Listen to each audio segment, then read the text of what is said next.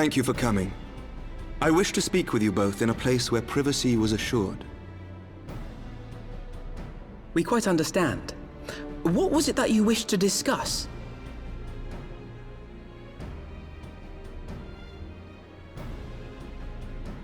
With my father's passing, the seat of the Archbishop lies vacant.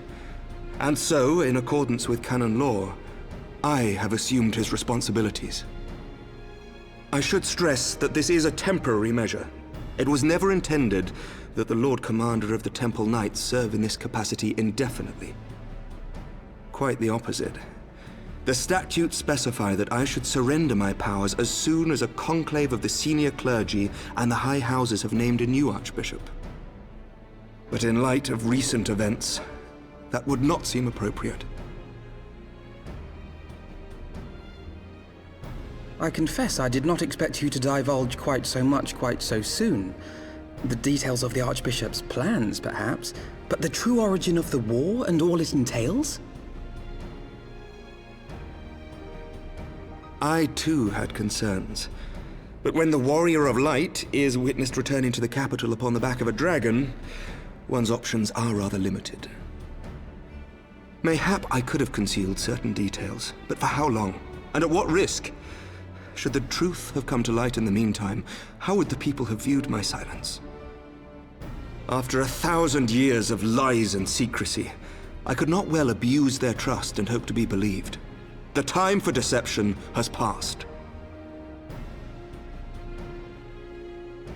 I only wish the people agreed. That some would deny the truth I had anticipated, but not this many. And among the few who acknowledged that my father had to be stopped, no small number question our methods.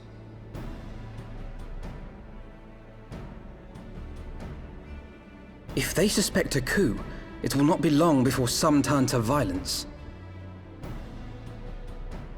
It has already begun, and that on both sides.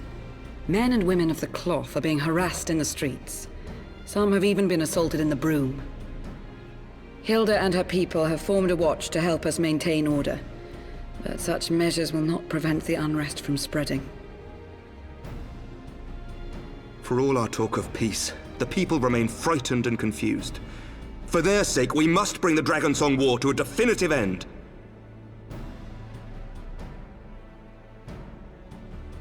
And we should be glad to help you, Sir Emmerich.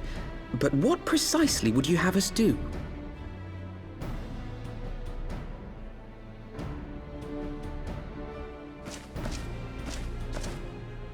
We wish to treat with the dragons of Anix Shrine. To that end, I would trouble you for an escort and an introduction.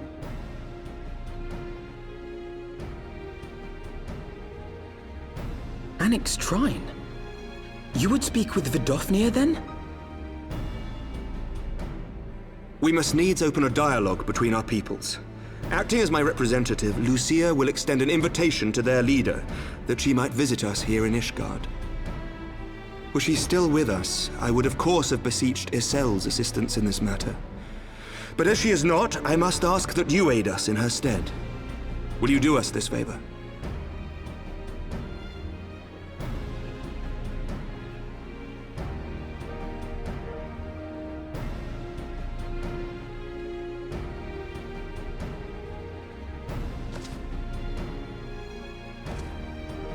Thank you, my friends. Lucia, I leave the rest to you.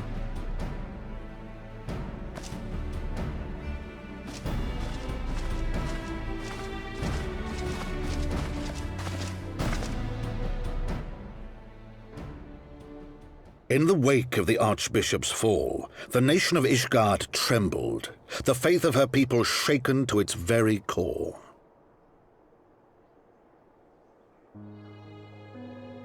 For 1,000 years had they fought and died, certain of the justice of their cause, only to be told that their holy war was born of the sins of their forefathers.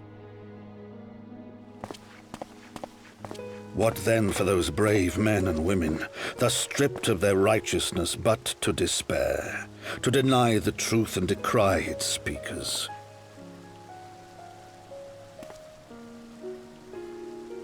And what then for those whom they defamed but to hope on, to have faith in a brighter tomorrow?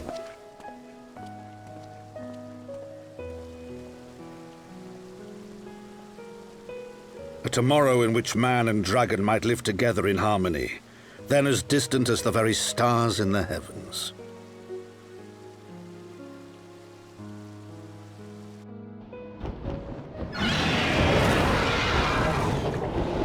Yet while we dared to hope, deep within his lair the enemy lay, gathering his strength.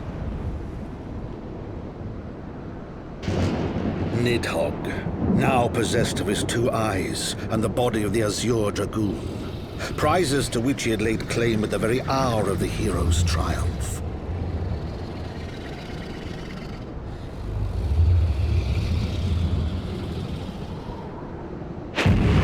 As desperately as we sought the solace of peace, the great worm craved the misery of war.